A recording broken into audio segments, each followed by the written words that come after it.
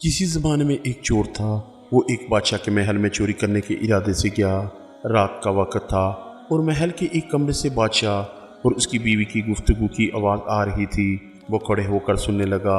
अगरचे ऐसा सुनना गलत है, नाजायज़ है, चोरी है, लेकिन चोर तो चोरी ही करने आया था, तो उसे सुनने में क्या चीज़ मायने होती। आखिर वो चोर ही तो था। इस चोर ने सुना कि बादशाह अपनी बीवी से कह रहा है कि मैं अपनी बेटी की शादी ऐसे आदमी से करूंगा जो नहायत मुत्की व परहेजगार हो, बहुत अल्लाह वाला हो। जब चोर ये बात सुन रहा था तो इसके दिल में ख्याल आया कि क्यों ना मैं कुछ ऐसा बन कर दिखाऊं कि बादशाह मेरे ही साथ शहजादी की शादी कर दे। दिल में एक हिर्स पैदा हो गई।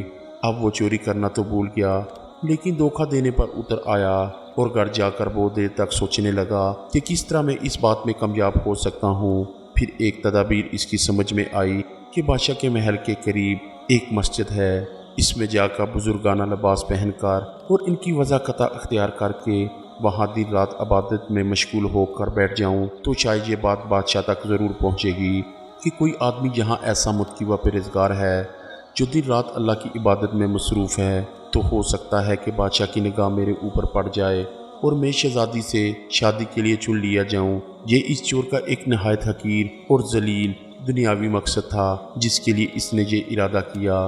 फिर इसने अपने प्रोग्राम के मुताबिक बुजुर्गाना लिबास व पोशाक वज़ाकता अख्तियार करके इस मस्जिद में जाकर नमाजों पर नमाजें, ज़िक्र व तलावत, मुराकबा सब शुरू कर लिया। दिन गुजरते रहे और लोगों में शोहरत होती गई कि कोई अल्लाह वाले बहुत बड़े वली यहाँ आ गए हैं जो दिन रात इबादत करते हैं। यहाँ तक कि ये बात बादशाह तक पहुँच गई कि यहाँ कोई अल्लाह वाले आकर बैठे हैं, जवान, ज़हद व इबादत में लाजवाब, तकवा व तहारत में बेनज़ीर। जब बादशाह को ये बात मालूम हुई तो उन्होंने अपने इरादे के मुताबिक गौर व फिक्र शुरू कर दिया कि शहजादी के मुतल्लिक़ जो सोचा था इसके लिए इसका इंतखाब क्यों न कर लिया जाए।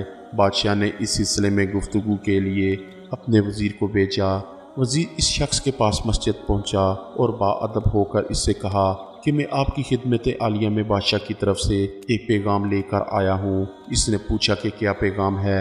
वज़ीर ने बताया कि बादशाह ने कई साल पहले ये फैसला कर लिया था कि वो अपनी बेटी का निकाह एक ऐसे शख्स से करेंगे जो बड़ा मुत्की व परहेजगार हो, अल्लाह वाला हो, और वो इसकी तलाश में थे। अंजू नजर गई तो नजर इंतखाब आप पर आकर रुक गई है, लिहाजा बादशाह ने मुझे भेजा है कि इस सिलसिले में मैं आपसे गुफ्तगू करूं। ये शख्स जो दरअसल इसी तमन्ना व आरज़ू में यहाँ आकर बैठा था, बहुत देर तक वज़ीर की गुफ्तगू सुनता रहा।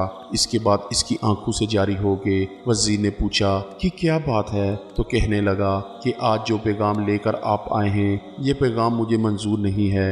वज़ीर ने कहा कि क्यों मंजूर नहीं। इस शख्स ने कहा कि देखिए, मैं साफ साफ बात आपको बताता हूँ कि मैं असल में एक चोर था और एक मरतबा बादशाह के महल में चोरी के इरादे से गया था। फिर जो कुछ भी हुआ इसको सुनाया और इसके बाद इस चोर ने कहा कि मैंने तो ये वज़ाकता इसी हर्ज की वजह से इख्तियार की थी, लेकिन मैं यहाँ आकर बैठा तो मेरे खुदा ने मुझे अपना बना लिया।